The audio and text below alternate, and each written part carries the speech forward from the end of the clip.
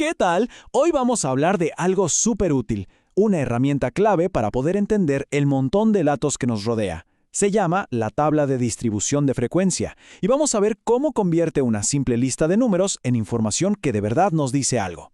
¡Vamos a empezar!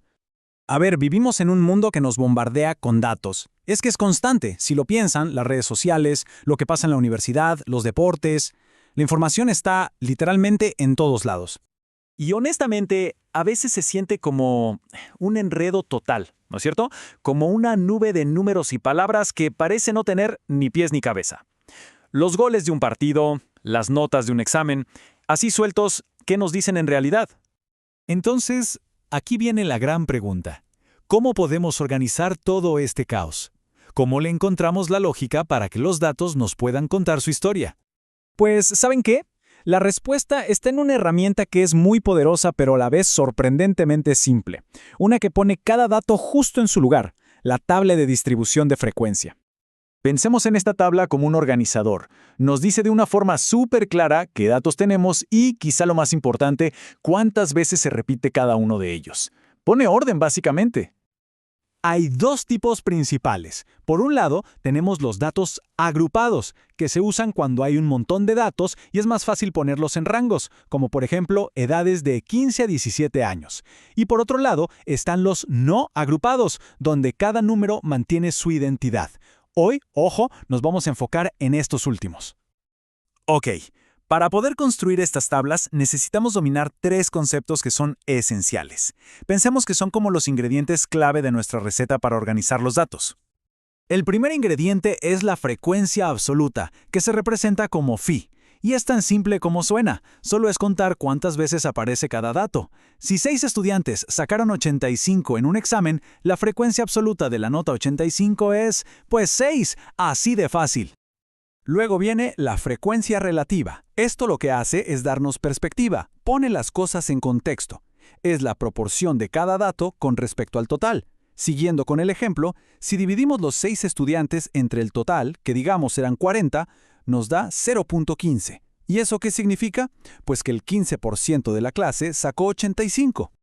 Y nuestro tercer y último ingrediente es la frecuencia acumulada, que se escribe con FI mayúscula. La palabra clave aquí es acumular, o sea, ir sumando.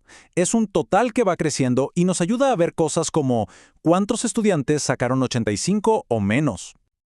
Muy bien, ya tenemos la teoría, los ingredientes. Ahora vamos a la acción, a lo bueno. Vamos a aplicar todo esto para construir nuestra primera tabla desde cero con un ejemplo del mundo real.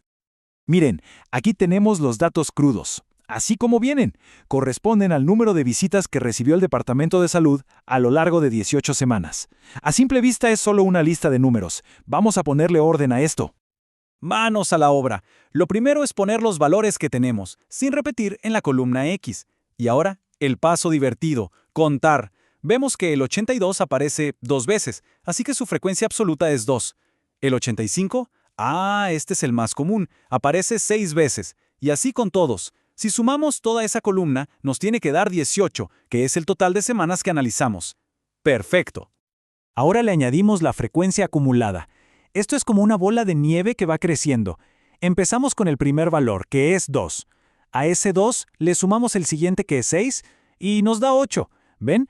Luego ese 8 le sumamos el que sigue, 1, y nos da 9. Seguimos así hasta abajo y fíjense en esto, es clave. El último número es 18, exactamente el total de nuestros datos. Si no da eso, algo hicimos mal. Y aquí la tienen, la tabla completa. Para la frecuencia relativa, simplemente dividimos cada frecuencia absoluta entre el total, que es 18. Por ejemplo, el valor 85 tuvo una frecuencia de 6. Bueno, pues 6 dividido entre 18 nos da 0.33. ¿Qué significa eso? Que en el 33% de las semanas hubo 85 visitas. Ahora sí que los datos nos hablan. Al final, la suma acumulada siempre tiene que darnos 1, que es lo mismo que el 100%. Ok, ya vimos el ejemplo formal, el lado técnico. Ahora vamos a lo interesante. Ver cómo esta misma herramienta la podemos usar para entender las cosas que nos interesan en nuestro día a día.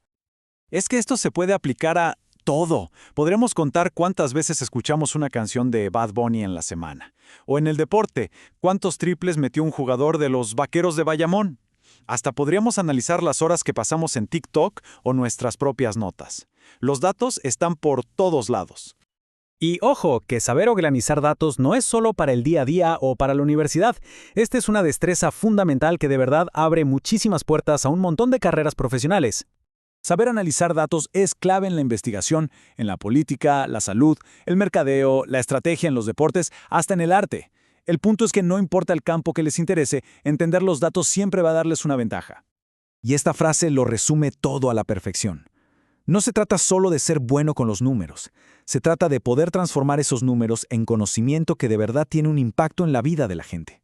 Por supuesto, como con casi todo, la clave para dominar esto es la práctica. Lo que vimos hoy es solo el primer paso de un camino que es fascinante y súper valioso. Y para cerrar, es muy importante dar el crédito a quienes lo prepararon.